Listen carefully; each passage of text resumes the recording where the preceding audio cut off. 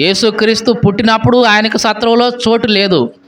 మరి యేసుక్రీస్తు పుట్టి 2000 సంవత్సరాలు అయిపోయిన తర్వాత ఇప్పుడు కనీసం హృదయంలో అన్న మనిషి చోటిస్తున్నాడంటే ఇవ్వటం లేదు. కేవలం పండుగల పేర్లు చెప్పి ఊరికి హడావిడి చేయటం తప్ప మానవుడి యొక్క హృదయంలోనికి యేసుక్రీస్తుని ఎవరు ఆహ్వానించట్లేదండి. ఈ దినాల్లో ఎక్కడైనా చూడండి, ప్రతిదీ కూడా హడావిడి చేయటం తప్ప నిజంగా ఆత్మ సంబంధంగా ఉండేవాళ్ళు ఎవరు కనిపించట్లా. మనకి గుడ్ ఫ్రైడే పండుగ వస్తుంది. దాన్ని ఎంత హడావిడిగా చేస్తారో, ఎంత హంగామా చేస్తారో చర్చిల్లో అంతా మనకి స్పష్టంగా కనపడుతుంది. కానీ నిజంగా ఆత్మ సంబంధంగా ఉండి ఆ రోజు కనీసం 10 గంటల నుంచి 3 గంటల దాకా దేవుని మందిరంలో ఉండి ఉపవాసం ఉండి ప్రార్థనలు చేసేవాళ్ళు చాలా తక్కువ. పైగా ఆ రోజు ఏం చేస్తారో తెలుసా, చాలామంది ఓ అని ఏడుస్తూ ఉంటారు. అసలు యేసు ప్రభు ఏడవమని ఎప్పుడూ చెప్పలేదు.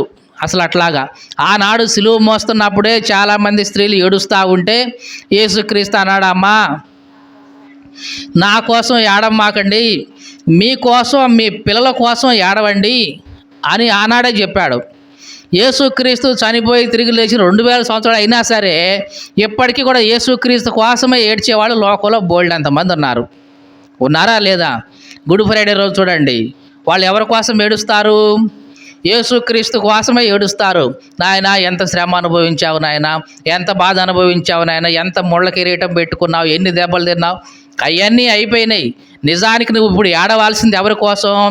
నీ కోసం ఏడవాలి. ఎందుకని? నువ్వు మారు మనసు పొందలేదు, బాప్తిసం పొందలేదు, నీ జీవితం సరిగా లేదు, నీ నోరు సరిగా లేదు, నీ హృదయం సరిగా లేదు, చివరికి నరకానికి పోతావు. నీ కోసం నువ్వు ఏడవాలి. లేదు, నీ పిల్లల కోసం ఏడవాలి. నువ్వే సరిగా లేవంటే నిన్ను చూసి నీ పిల్లలు కూడా అట్లాగే తయారవుతారు. కాబట్టి వాళ్ళ కోసం నువ్వు ఏడవాలి. అసలు ఇట్లాంటివి యేసు ప్రభు చెప్పింది మానేసి చెప్పన్న మాత్రం చేసుకుంటూ పోతున్నాం. అవునా కాదా అండి? యేసుక్రీస్తు ఏమన్నాడు? నా కోసం ఏమి ఏడవనక్కర్లేదు తల్లి, నీ కోసం ఏడు, నీ పిల్లల కోసం ఏడు అంటే ఈ దినాల్లో మన కోసం ఏడవటం పక్కన పెట్టాం, మన పిల్లల కోసం ఏడవటం పక్కన పెట్టాం, యేసు ప్రభువుని చూసి ఏడుస్తూ ఉంటున్నాం. యేసు ప్రభు చెప్పింది ఏంటి, మనం చేసేది ఏంటి? ఇది సరైంది కాదు. యేసు ప్రభు గురించి ఏడవనక్కర్లేదు. ఆయన దేవుని చిత్త ప్రకారం సిలువ వేయబడ్డాడు, చనిపోయాడు, తిరిగి లేచాడు.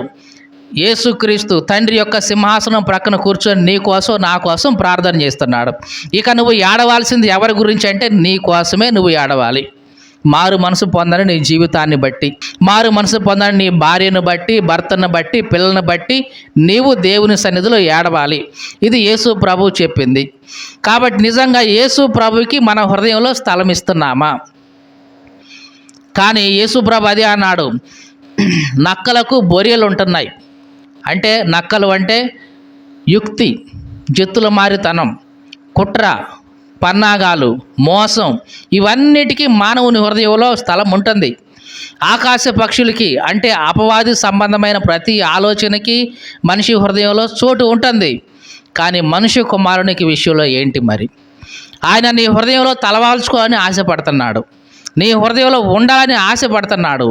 కానీ నీవు ఆయనకి చోటిస్తున్నావా? యెరూషలేము దేవాలయంలోకి యేసు ప్రవేశించాడు. అక్కడ ఉన్నదంతా వెళ్ళగొట్టాడు. ఆ దేవాలయాన్ని ఒక్క మాటలో చెప్పాలంటే శుద్ధి చేశాడు.